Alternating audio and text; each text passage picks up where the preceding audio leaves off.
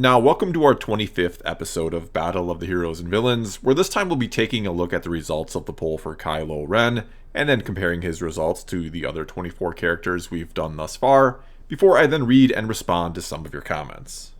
But before we get to any and all of that, you can of course already head down and respond to my pinned comment below with your nomination for which character we should do next, or vote with a thumbs up if the one you'd like to see is already listed. And whatever comment gets the most thumbs up in the next 24 hours or so will be the winner and of course the one we do next. Okay, and now on to the results of the poll for Kylo Ren, where we'll see that 11% of voters gave him an A, 39% a B, 32% then thought he was a C tier character, which left 10% to give him a D, and 8% to give him an F, which means when we do all the math here and consider A a score of 5 and F a score of 1, Kylo Ren ends up with an average score of 3.35, which puts him in a 24th place overall, and only ahead of fellow sequel trilogy character Rey. And yes, this is where I will acknowledge that these results could be biased or skewed to some degree, since I'm not the biggest fan of the sequel trilogy, which means a lot of people who watch my videos and partake in these polls likely aren't the biggest fans of it either. Still, he really didn't do that bad. In fact, half of the people who voted scored him as a B or higher, and only 18%, that's less than 1/5, gave him a D or lower. And so maybe a disclaimer isn't needed at all here, since this seems like a pretty fair breakdown, and after reading through all the comments this week, there were only a very small number of them that said something like Kylo Ren is a terrible character because everything about the sequels is terrible, and that's that. Meaning, as is always the case, and I do greatly appreciate it, the majority of people here put a lot of thought into both the way they voted and the comments they left behind. And I really wish that some of the people who think I run nothing but a Disney Star Wars hate channel, and that everyone who dislikes the sequels is someone just full of vitriol and is toxic, would read through the comments on a poll like this one and see the numerous rational and well thought out arguments presented by people who oftentimes do not like the sequels, but get a really bad rap. Anyway, kind of going along with that, thanks as always for also taking the time to vote and leave comments in the first place, and thank you for watching the videos as well. It's pretty cool to know we now have a top 25, and I look forward to seeing that list continue to grow in the future. Anyway, without further ado, let's start, as we always do, with the top-rated comment, which this time came to us from Cat with No Hat, who said, "Him and Finn were the only decent characters. They had so much potential, but bad writing said nah." And yeah, for a lot of people that does feel like the best way to summarize the sequels. So much potential, but they just missed the mark.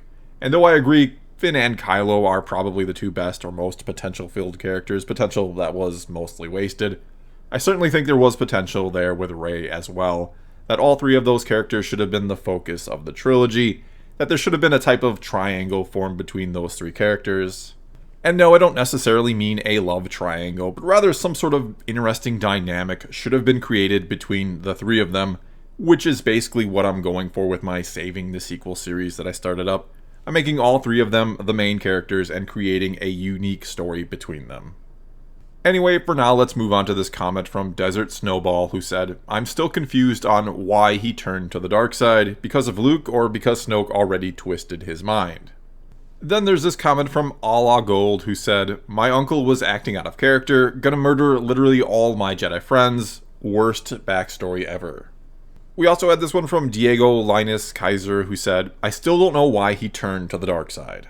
And also this one from Flava Dave 39, who said, "The Last Jedi obliterated his character potential. We needed to see a better explanation as to why he turned to the dark side. Instead, all we got was Luke is a terrible master, brother, uncle, and Han was a terrible father, all mostly off-screen. Adam Driver does his best to sell the fact that Kylo is tortured, but it just wasn't enough to make us care when he's redeemed. Also, mask, no mask, mask, question mark." Then also there was this one from Necromancer 4267, who said, "To everyone here giving him anything higher than a C, I want you to answer one question for me. Why did he fall to the dark side? I'll give you a hint. It's not because of Luke. I'll give you another hint. We are never told."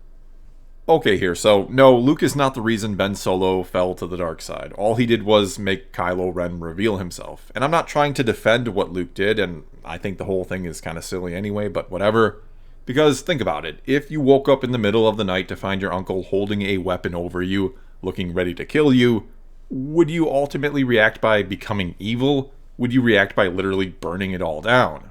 And no, of course not unless you already were evil and more than ready to do these type of things. And yeah, sure, I think Kylo's initial reaction to defending himself is a natural one. I don't fault him for, in a fight or flight type situation, trying to kill Luke to seemingly defend himself from him.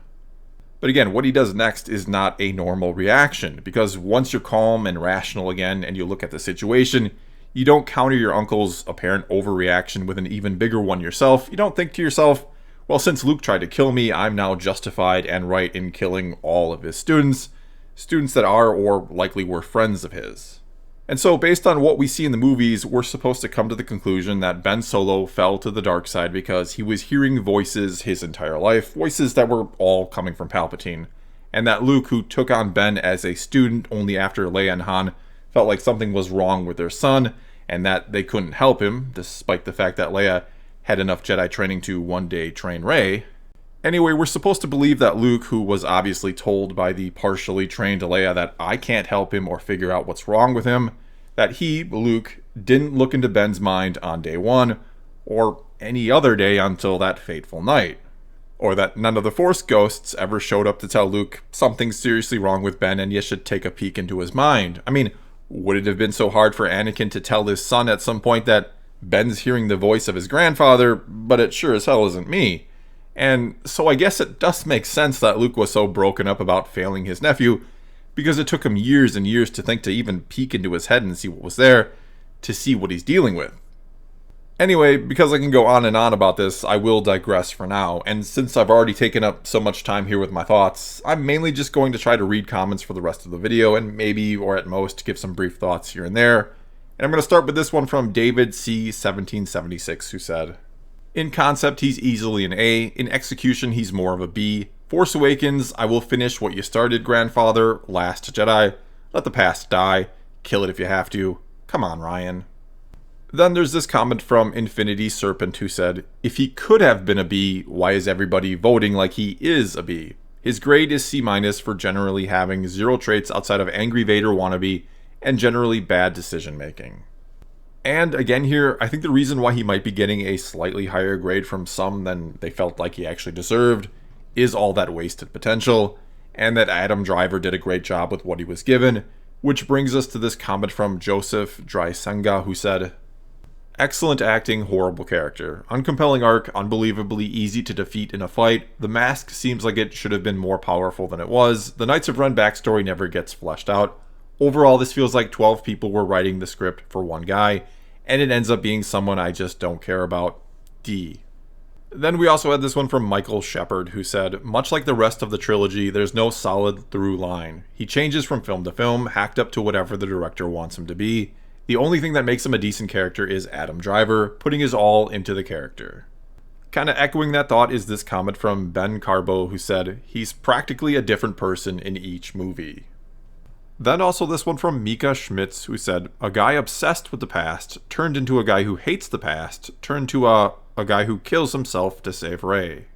Also had this one from MCS828, who said, could have been more fleshed out. Why is he so obsessed with Vader? What are his real motives? Why is he a thing? I also think the sequels really brought the character in general down. And again here, I think like all things in the sequels, Kylo Ren suffers from no solid planning going into it, that each writer or director had their own ideas for the character, and that those ideas were, in many ways, kind of the opposite of each other. And that then kind of goes along with this comment from Spartan1337, who said, I like him, I just don't like the people in charge of him. I really wanted him to talk to Anakin to keep him to the light side.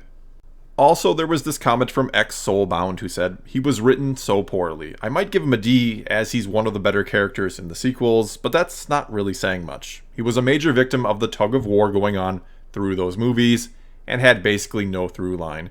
It's a mess. Also, while Adam Driver is a good actor, he's not the least bit intimidating as a villain.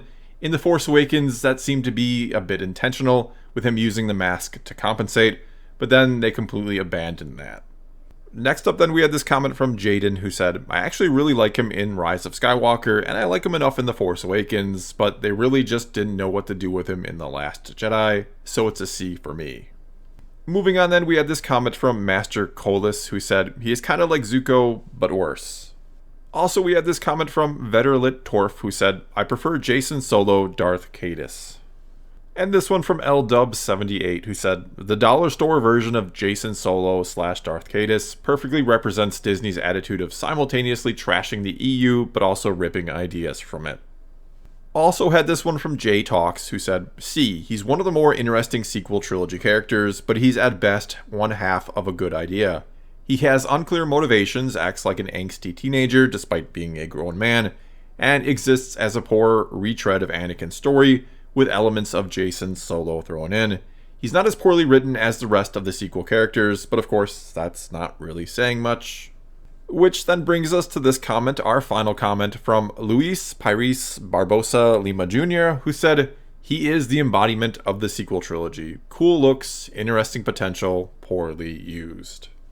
And honestly here, and not to harp on all this yet again, but I certainly think the foundation for a great story was there with a lot of the characters and such that they had. I do think something could have been built from the basic ideas and concepts that were in place, but the problem with what we actually got is that two different sets of writers, or J.J. Abrams and Rian Johnson, brought different blueprints to the construction site, and both tried to build something entirely different and over what the other was trying to do.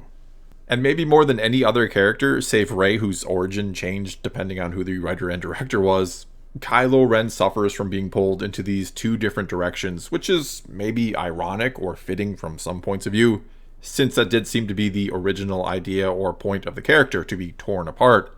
And while Rian and J.J. Abrams certainly did do that, they certainly tore him apart between their movies, but not exactly in the way they were supposed to.